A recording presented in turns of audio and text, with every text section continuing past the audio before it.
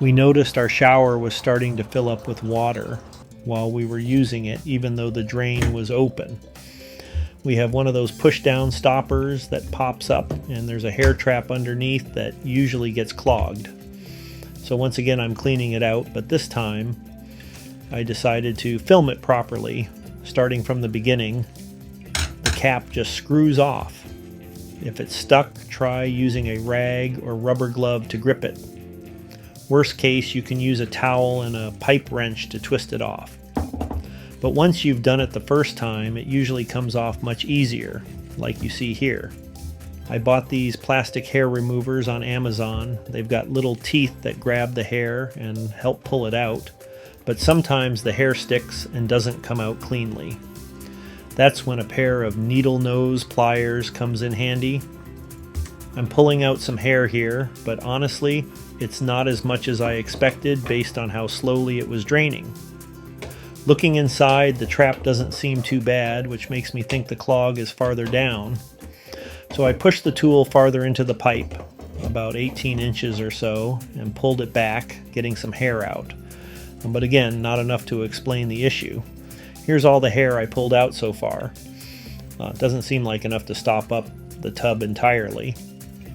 So I cleaned everything up, tightened the inner part gently with a screwdriver, and screwed the decorative cap back on. I tested the drain, and it still wasn't draining well. So at this point I figured the clog had to be deeper down. Then I decided to be the plumber myself.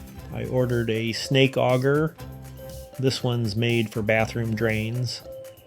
The metal drain wrench tool cost me $11, and the 15-foot snake auger was $21. So for about half the price of calling a plumber, I got both. Plus, I didn't have to sit around waiting in one of those annoying 2 to 4 hour arrival windows. I've added Amazon links in the description to similar tools so you can browse and choose what works best for you. I tried using a screwdriver with the drain wrench at first, but it felt like I was going to strip the screwdriver, so I switched to a pipe wrench. With a little pressure from the pipe wrench, it came loose easily. Once you get it started, you can switch back to the screwdriver or even unscrew it by hand.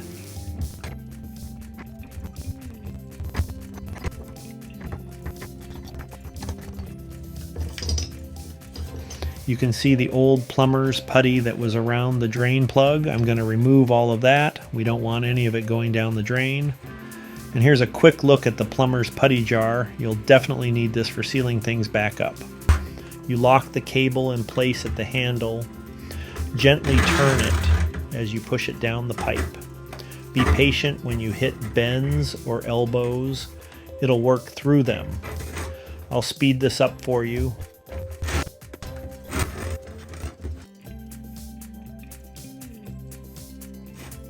When you pull it back out, use a rag to wipe it off because it'll be covered in dirty pipe gunk. And here's what I found. Look at the size of this hairball.